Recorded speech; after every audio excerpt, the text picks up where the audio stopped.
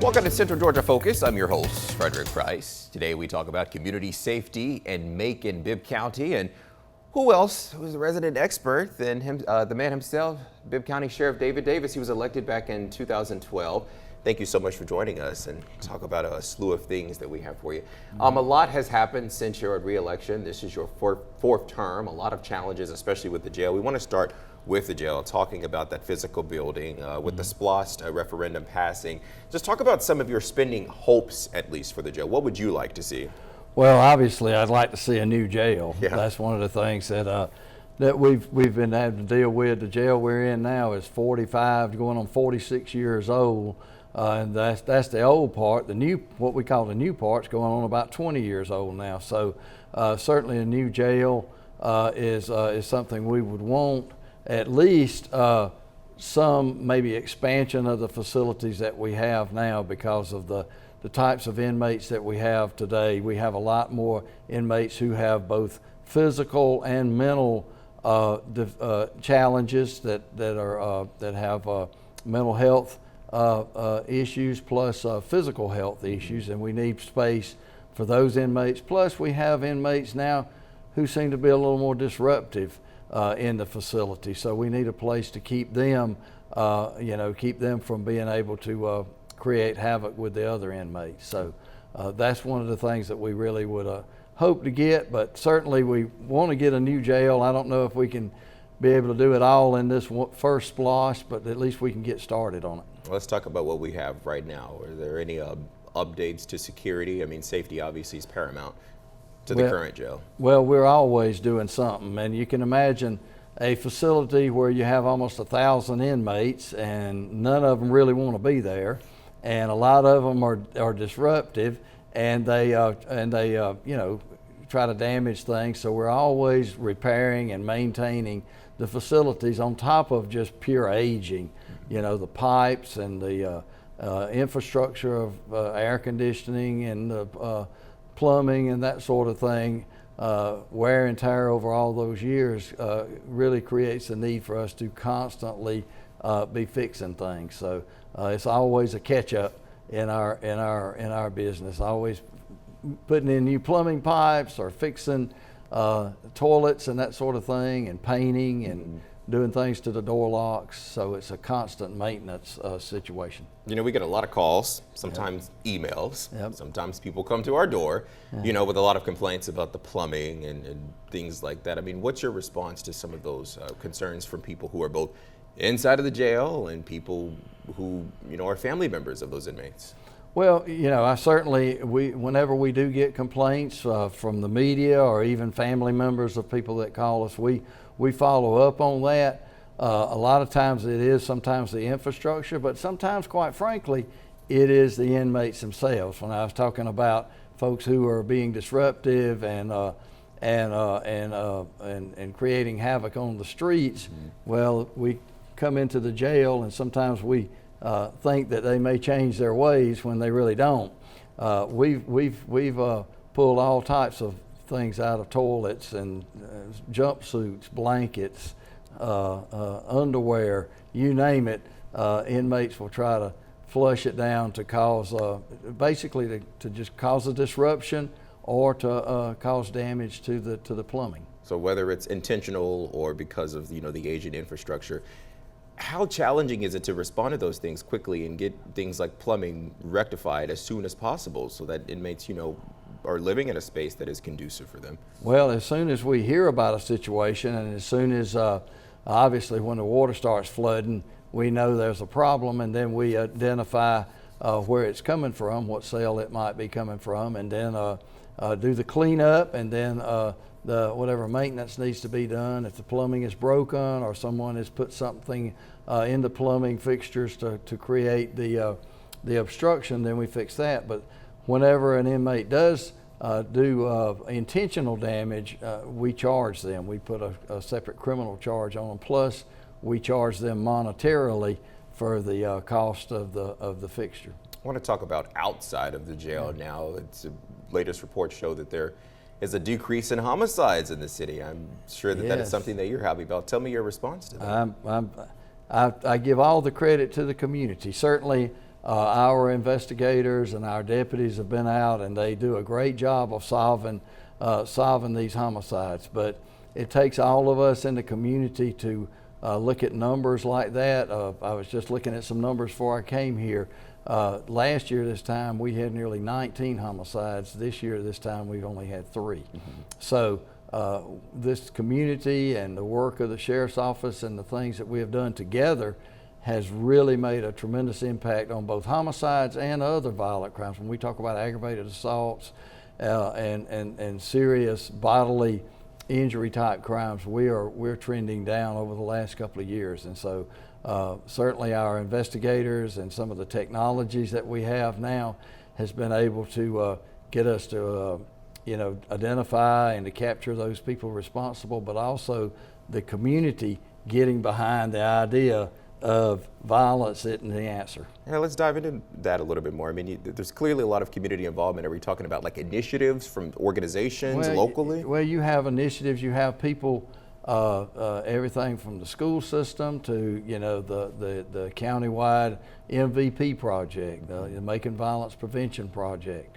So those types of things, everything sort of works together to create a common good, and that's what we're seeing in the reduction in the homicides. We're seeing reductions across the board, even a lot of our property crimes and things like that. We're seeing reductions in. And so moving forward, kind of talk about perhaps any initiatives that you have or things that you and your deputies are doing, and the community too, to ensure that the community remains safe, because as we enter the summer months, kids are going to be leaving school. A lot of juveniles are going to, they're going to have a lot of free time on their hands. Well, we have, I'm sure that a lot of other organizations, but we have summer programs, camps, that sort of thing that will keep kids occupied throughout the summer. We have another program that we're just getting started called PROPS, Positive Restorative Outreach Programs for mainly for families, but also for kids. To sort of teach them financial literacy, interpersonal relationships, even cooking, how to manage on a budget, and those sorts of things. So those are programs that we've started this year that we will continue on through the summer. Then we also have our PAL camps, Police Athletic League camps, plus our CHAMPS camps. That we will be putting on through the summer, and we'll be getting that information out as school gets finished. And then in May we have our CHAMPS graduation that we will be doing in the middle of May, right before school gets out. So we have a lot of things that we're doing to impact and to be in contact with young people over the summer. Certainly sounds like there are a lot of things for young people to get into this summer. I want to talk about an incident recently that the NAACP is involved with now. Apparently there was a woman, the DFAC's office, there was an altercation with an officer. She alleges that the officer kind of roughed her up, pushed her down. Can't get into the investigation, I imagine, so because it is still ongoing. But the big thing about this, why the NAACP is involved, is they say that deputy was not wearing, or he was wearing his body camera, but his body camera was not on. Can you talk to us about the policy? I mean, why would that body cam not be on? Well, we have a policy about an individual that has a body camera that they must have it on whenever they are have an encounter with the public. This particular deputy working at DFAC's is like a part-time job. It is not part of their regular duties, but it's you might say a side job. And so we're familiar with that. We're familiar with the part of make sure that the body camera was not on.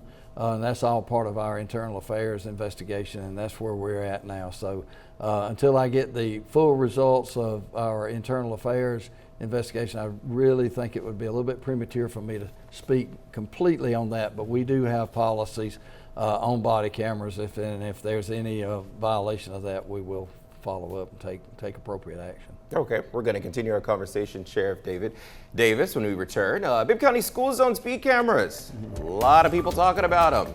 What you need to know, coming up next.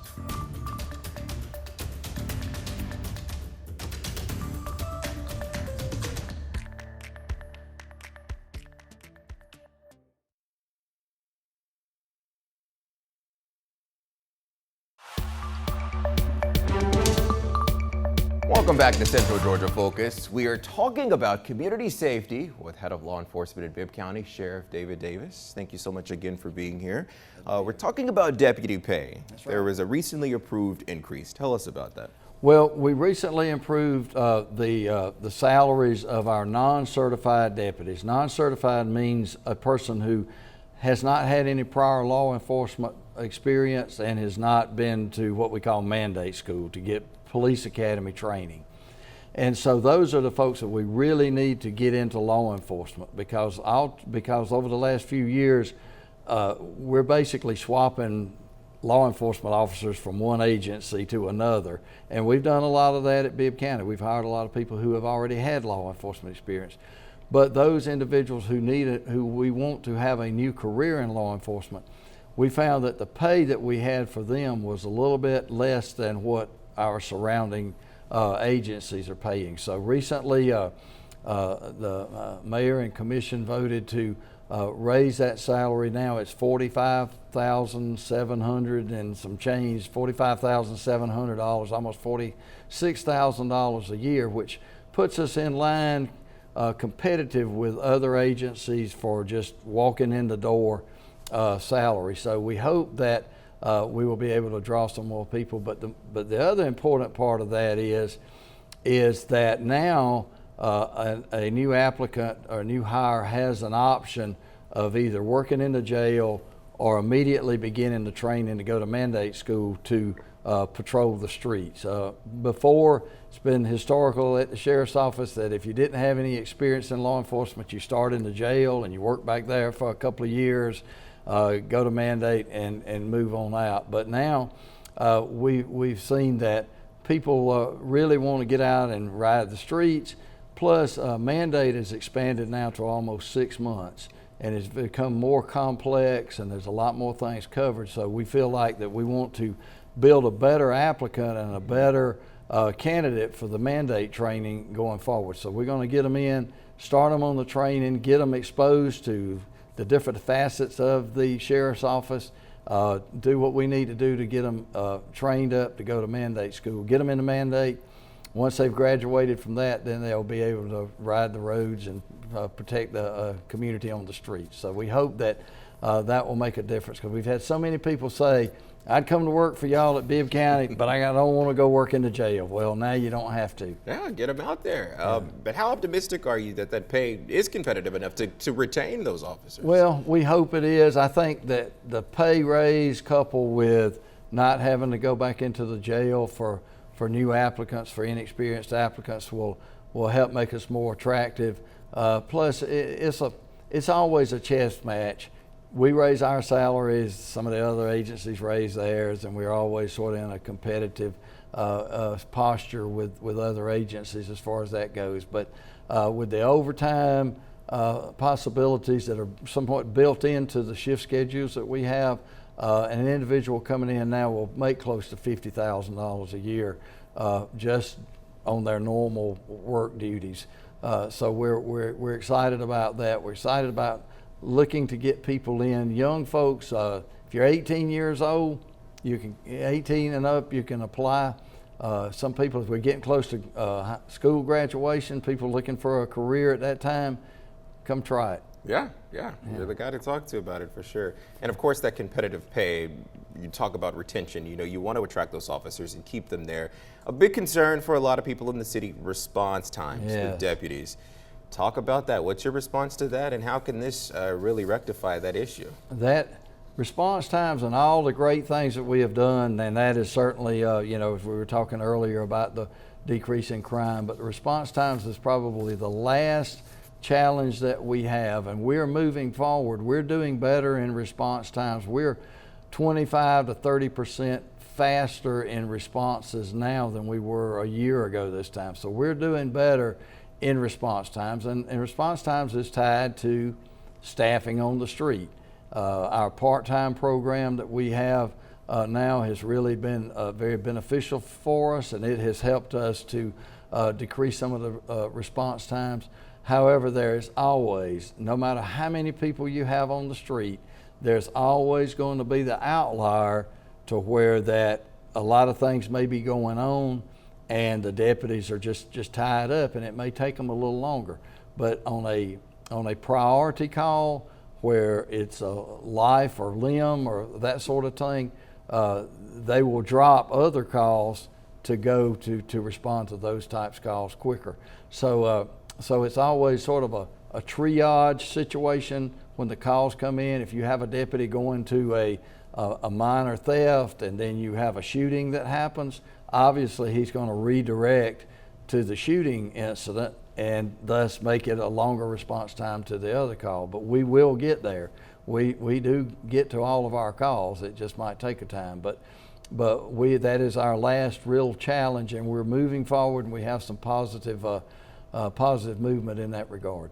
Another challenge that's been on your plate, the school speed zone cameras. We Yes. have heard a lot of opinions about them, people that are for them, people that are completely against them. You put a pause on them. You said you want to review some things. Yes. Talk to us about that. Yes, there was so much conversation in our community about them, and I think that is one subject or one topic that has united everybody in this community for the most part, in not a positive way towards the cameras.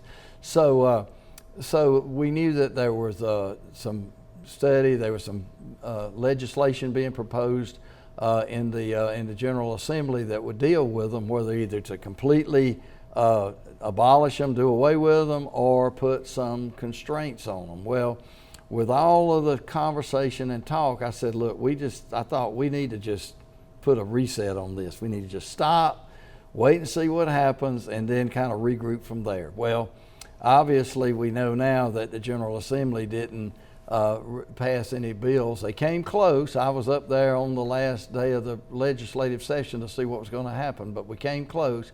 But nothing was really passed, so it reverts back to the law as it was previous. So we're gonna start them back here soon. I don't know exactly what that's going to be. I'm still deliberating on that. I'm still in conversations with the private schools. There's a couple of private schools that said that they wanted to opt out. My view is I think we need to have equal application of the law, but the law does give all schools the option to opt in or opt out, and I have to respect that decision from the schools. But we will be putting out something here soon about the reinstatement of the cameras when we get to that point. But there will be clear guidelines and clear information given as to what the public can expect about when they will be operational and how much speed grace will be given and all of that. And I think that's probably one of the issues that has in the implementation of it before is that there was not clear information or not enough clear information repeated enough so that people would understand exactly what was expected. So you're going back and forth with schools. Obviously, you mentioned private schools too. Any indication that they could be exempt from this early on, or is this still kind of too early? You're still trying to work out the kinks. We're still looking at it. Some of the private schools have expressed an interest in not being a part of the school zone camera program, and they have that right. They have to. At first, they had filled out a permit application, and that permit application was approved by the Department of Transportation. Okay. And they have that application, that permit, but if they decide they want to rescind the permit, they have to let the DOT know that that's what their desire is, and then we have to abide by that, because the law that we operate under now gives that option to schools. Public schools have that option also. If public schools wanted to opt out, they could certainly do so. Well, we will continue to talk about this until the end. That's right. We'll continue our conversation too. We're going to take a break. We're back in just a moment.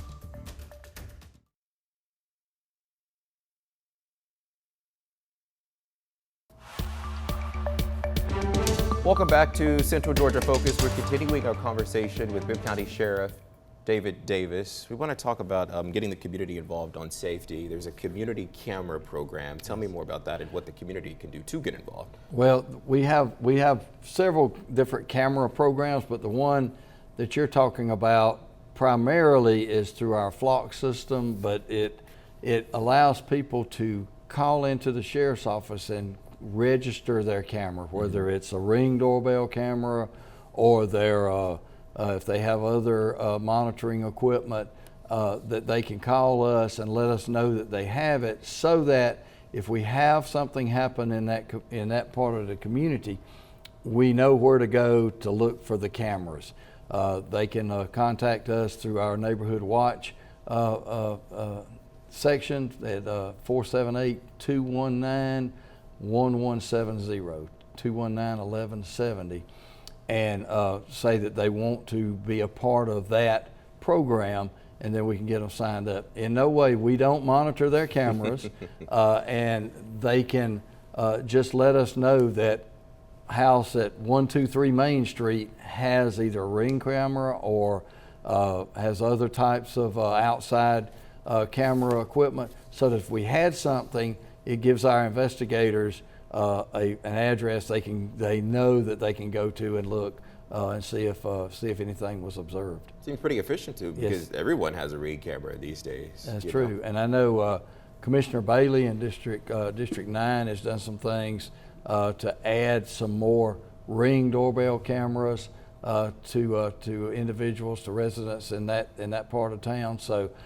certainly all of those, and we've certainly used those Ring cameras as a part of our monitoring system, the Ring cameras, the flock cameras, as well as other more stationary camera devices throughout the community. That's really helped us solve a lot of crimes. I quickly want to talk about the Neighborhood Watch. It seems kind of archaic when you talk about Neighborhood Watch, but it is an effective program. Talk about how people can get involved too. That's right. I mean, we can have all the cameras in the world, and we've really expanded our technology, but the people on the streets that see things and let us know what's happening, that coupled with the technology makes all the difference. And we need people to be watchful of their neighborhoods, to be involved in their neighborhoods. And the Neighborhood Watch, our Neighborhood Watch coordinator is Judy Gordon. The number to reach her and for all of our programs of that nature is at 478-219-1170. And she can certainly get folks involved in Neighborhood Watch. We have over 80 groups throughout the community, so I'm sure that wherever anybody lives, there's a Neighborhood Watch group nearby that they can join and get involved. Sounds like it. You have Neighborhood Watch with your physical eyes and your cameras. Exactly. There's clearly a huge emphasis on safety. Sure is. And I also understand you're going to be featured in a Just Walk Away PSA. Quickly tell me about that too. That's pretty interesting. That's a pretty interesting program. Local activist, good friend Herbert Denard started that program in conjunction with the DA's office, and now the school system is a part of it, to tell people don't become involved in violence. Just walk away. Just walk away. Just walk away. It's just that simple. It's easy. It's just that simple. Well, I appreciate you for talking to us about a wide range of things, That's Sheriff right. David Davis. You're obviously a very busy guy. Well, thanks, but you're the resident expert when it comes to safety in Bibb County, and we want to emphasize that and ensure that this is a safe county for people.